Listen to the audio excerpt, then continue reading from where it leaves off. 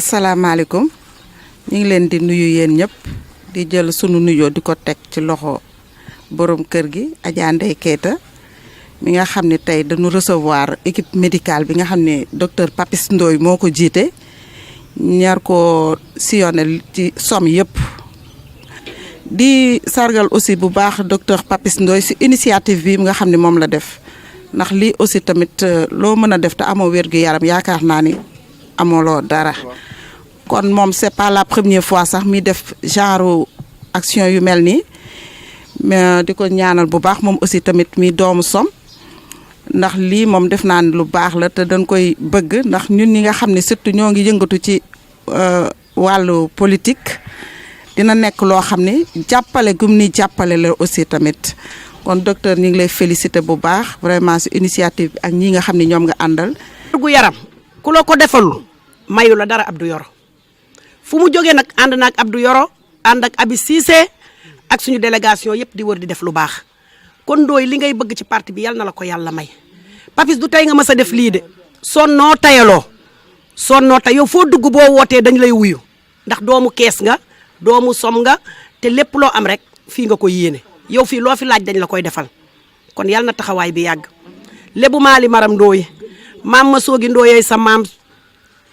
ma soogi Ndoye mooy sa maam borom Sumbujun ak borom barak Sumbujun yow Papis Ndoye yaa moom loolu waaw Ibra Ndoye moo jur Mbay Ndoye ak maam Hélène yow Papis Ndoye ñun ñoo mën a wax ci yow loo xam ne lii buñ ko waxee nga xam ne lii taxaw na Ndoye ndax sa yaay la woon ak sama yaay Ndoye ngay def lu baax mag ñeeg ndaw ñëpp a ko xam fii nga commencé nag kër coordinatrice nga taxaw commencé mu ne nañ dugg kër taan Ndeye Keita di mag mu baax mag mu am diineeg l'islam taxawu waa koñ bi lool nag ba ci Fat Seck mii di wax lu baax ci yaayam ji ñu ànd ak Aïda Diop ànd ak Ndeye Fall ñu jàppaleñ ci liggéey bi ànd ak Abdou Yoro mi nga xam ne sonnul tayalul ak buur ñang moom fu Papis jógee ñu ngi ci ginnaaw Papis di dooleel Papis kon Papis dañ lay ñaanal Ndoye Lebu lii ngay def kenn joxu la dërëm sa xaalis da sa poche la jógee nga di ko def ngir lan jàppale président Macky Sall ngir bëgg goo ko bëgg ndax bu la neexoon nga toog di xaar ne damay xaar ñu jox ma dara ma def waaye Ndoye Lebu yow xaaroo loolu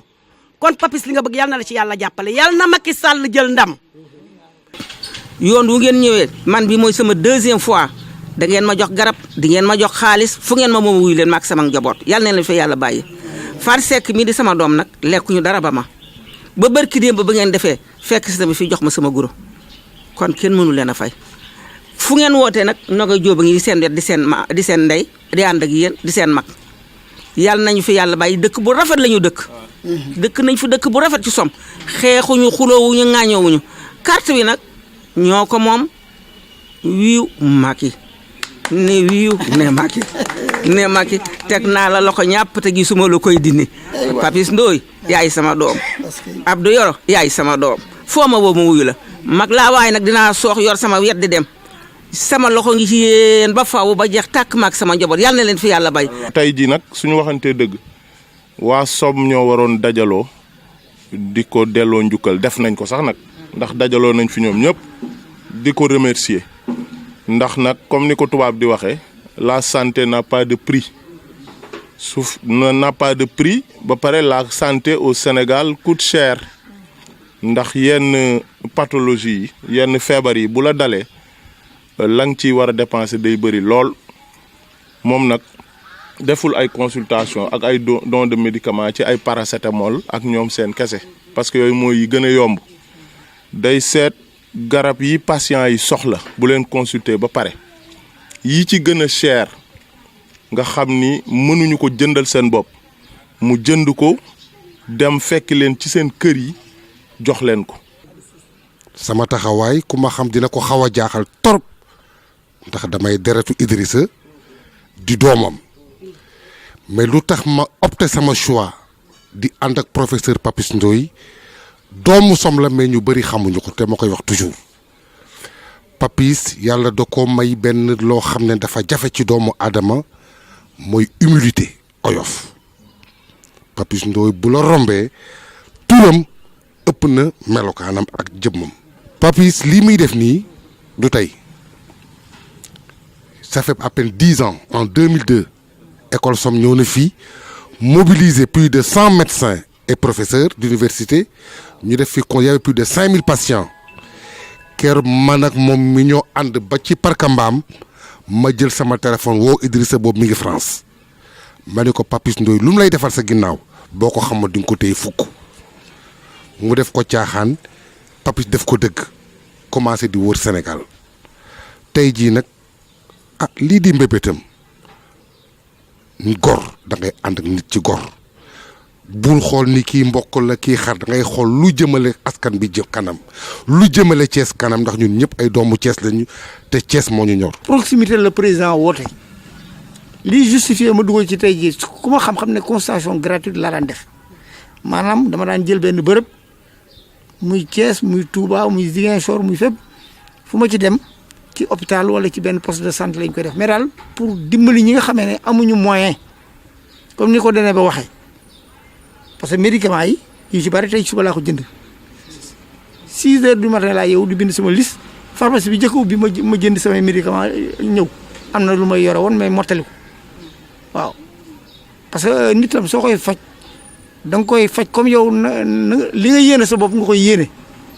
moo tax mu nekk ay médicaments de qualité parce que loolu moo ko kii deuxième satisfaction bi ma ci am te li ma bëgg aussi lancer li gën a tax sax ma def consultation médicale déjee ko may ko ñi nga xam ne dañoo feebar moo xam feebar booy sooxaale moo xam feebar bu la tëral li tax ma déjee leen ko loolu leen rek la te loolu la ci gën a am solo kenn umpalewul élection yi ni mu bëree yëngu-yëngu ay ba kenn di ci rot ak lépp man dama bëggoon à travers lii ñuy def journée tey bi nit ñi xam ne lii rek kay dëgg ñun ñëpp ay mbokk lañu parce que daf ko wax sànq man xàmmee wu ma ku nekk parti bi xàmmee wu ma consultation gratuite même ki ma gën a nekk sama ennemi damay liggéey hôpital malade que la gën a saaga moom nga war a gën a faj donc tey suñu ne moon kër gi doo fi dugg parce que ñii waa tel lañu su fekkente ne li may dox dugg nañ ci programme bi kenn du ma fa tere dugg donc encore une fois c'était pour pouvoir lancer un appel vraiment que élection yi dal ci jàmm apaisé. su fekkoon docteur Papis Ndoye dafa bàyyi ba campagne électorale muy soog a organiser consultation ak don de médicaments au niveau de la commune de Thiès Ouest nit ñi wax ni campagne rek a tax mu koy def mais je crois que ku ko xam ci Thiès Ouest ci Thiès ci ville de Thiès ci département de Thiès mais aussi ci biir Sénégal yëpp ay consultation ak don de médicaments ci nga ko xamee je crois que léegi boo tuddee consultation ak don de médicaments sax ñu ni la yaa ngi Papis Ndoye parce que ñoo ñëpp loolu lañ ko xamee donc mu koy def depuis très longtemps man daal ba li may xalaat ba ci ginnaaw xam naa ni daal 2000 vacances citoyennes 2000 population wu Thiès yëpp moo leen consulter may leen ay garab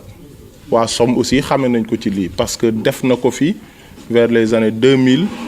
indi fi une centaine de médecins yoo xam ni ay spécialistes lañu ñi ci ëpp indi leen ci école Ibrahima Jacques Gaye consulter may ay garab yu bari donc tey bu koy def dañuy jàpp ni rek continuité la ndax soo gisee garab yi fi ne du loo xam ni dañ ko may du loo xam ne ay ONG ñoo ko jox wala ay association wala yooyu moo ñëw ci suba duggal boppam ci pharmacie yi li mu xalaat ni ndax 7 heures fekk na ko mu commencé consultation fi mu toll nii dañuy jaaraat rek ci kër yi mais li ci ëpp consultation yi def na ko ba pare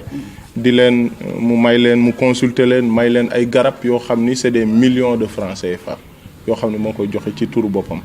yàlla nag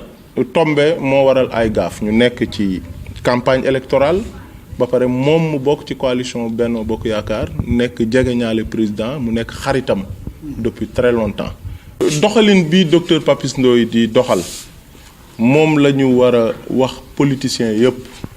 leader yëpp ñu koy topp ndax politique dañoo jàpp ni du ay saagante du ay dóorante du ay xastante parce que dëkk bi ñun ñëpp ñoo ko bokk bu élection passé ñun ñëpp dañuy delluwaat nekk ci jàmm mais booy nekkaat nag nit ci jàmm na fekk waxoo ko lu ñaaw wala defoo ko lu ñaaw na fekk ngeen séq rek teranga.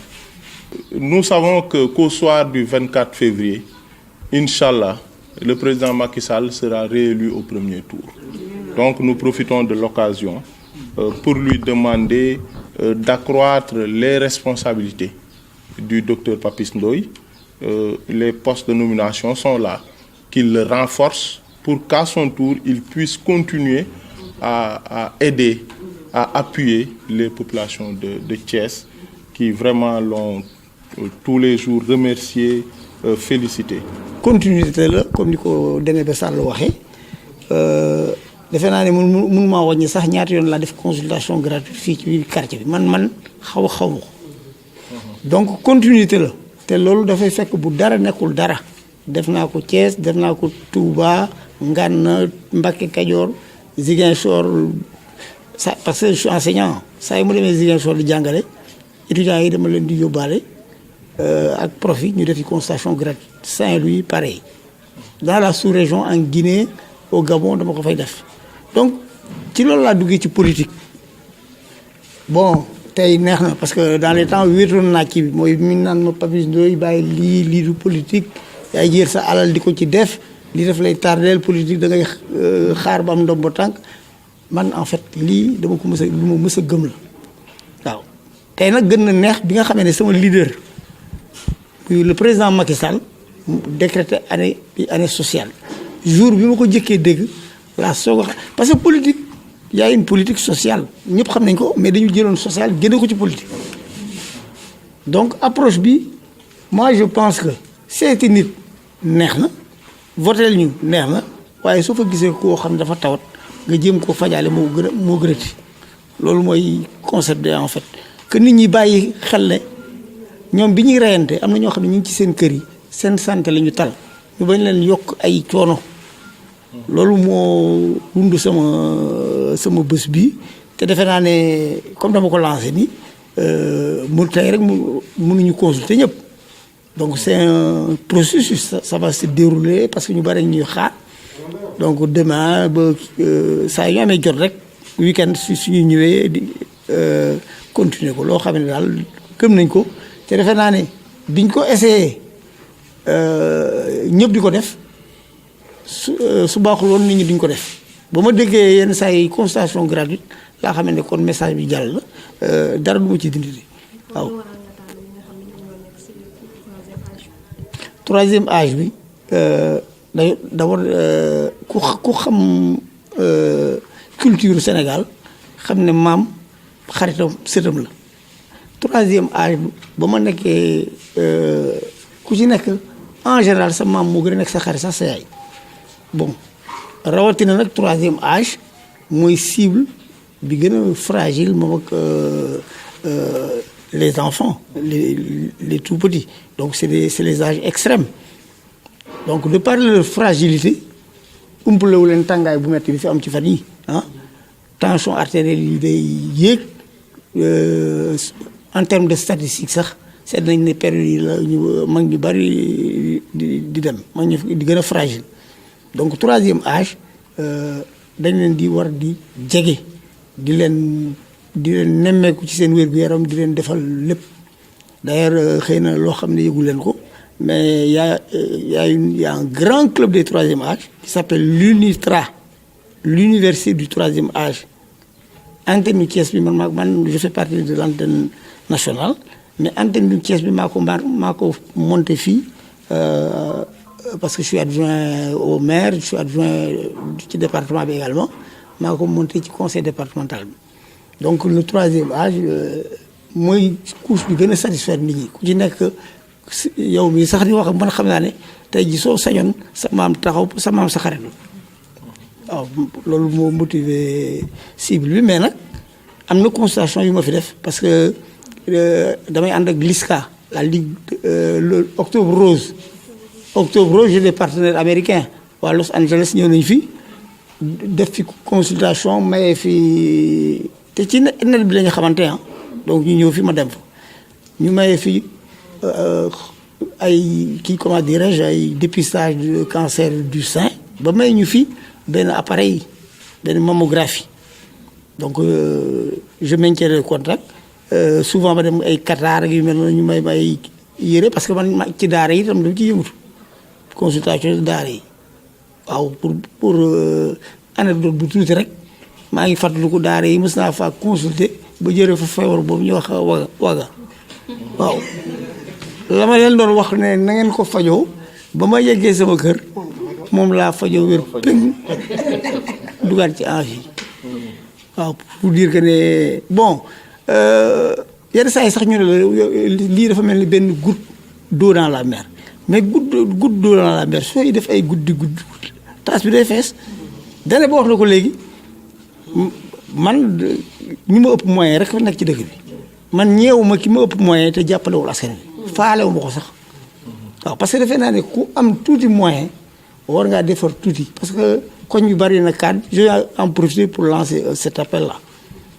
que tous les cadres de Thiès y compris ceux de Somme dañu war di dajaloo di def ku ci nekk ci li ngay yëngatu parce que j'ai organisé les grandes conférences de Thiès j'ai des professeurs agrégés ici d'économie de sciences j'ai eu à organiser des conférences comme les microfinances naka la jaaykatu gerte bi war a def ba mën a économiser pour dem am kër statut juridique droits et devoirs Amsatou Sow Sidibé laa invité woon ah beneen bi ma invité doyen Jacob donc ku ci nekk rek ci li ngay yëngatu nga war a jàppale doomu aadama